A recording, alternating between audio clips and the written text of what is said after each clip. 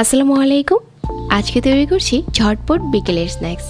Half cup ময়দা আর একটা আলু, এটা তো আমাদের কিচেনে অবশ্যই আছে। আর এই উপকরণটা দিয়েই এই স্ন্যাক্সটা তৈরি করা যাবে। খেতে খুব মজার আর বানাতে সময় অনেক কম লাগে। যারা ভিন্নভাবে নাস্তা তৈরি করতে পছন্দ করেন, আজকের রেসিপিও খুব ভালো লাগবে। চলুন তাহলে ঝটপট বানাতে থাকি। স্ন্যাক্সটা তৈরি করার জন্য আমাদের একটা আলু লাগবে। আলুটাকে আগে থেকে খোসা ছাড়িয়ে নিয়েছি। আর অবশ্যই একটু বড় সাইজের আলু নিলে ভালো হবে, তবে হাতের কাছে যেটা থাকে ওইটাও নিতে পারেন।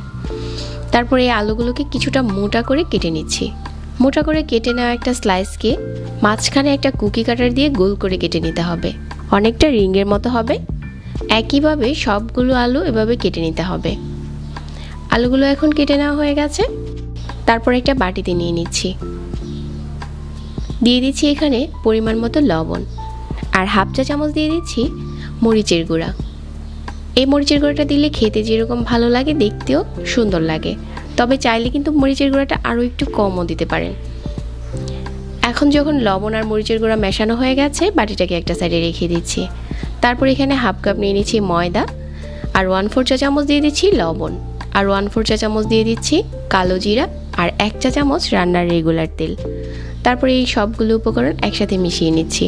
তবে কারো হাতের কাছে যদি এখানে ময়দাটা না থাকে, আটাও নিতে পারেন। যখন মেশানো হয়ে যাবে, এখানে কুসুম গরম পানি দিয়ে একটা সফট ডো তৈরি করতে হবে।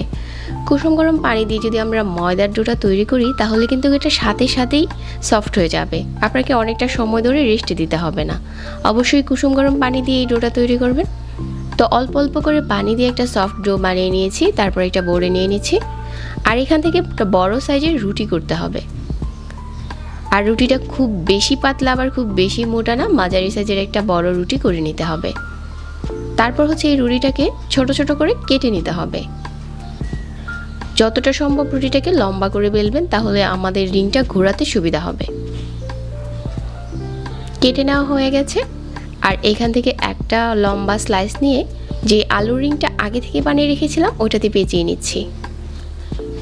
এখন শুধু পেঁচানোর পালা, আর কোনোই কাজ নেই, ঝটপট পেঁচিয়ে নিতে হবে।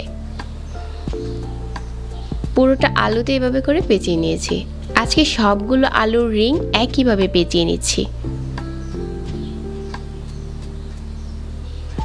তারপর এগুলো ডুবো তেলে ভেজে নেওয়ার পালা।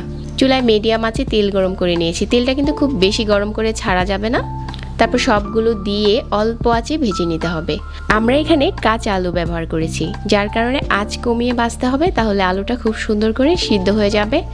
আর স্ন্যাক্সটাও খেতে অনেকটা মুচমুচে হয়ে যাবে। মাঝে মাঝে নাড়িয়ে চেক করতে হবে যে কালারটা কেমন হয়েছে।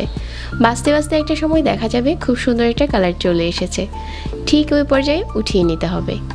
স্ন্যাক্সগুলো এখন ভাজা হয়ে গেছে। তেল ঝরিয়ে উঠিয়ে নেওয়ার পালা।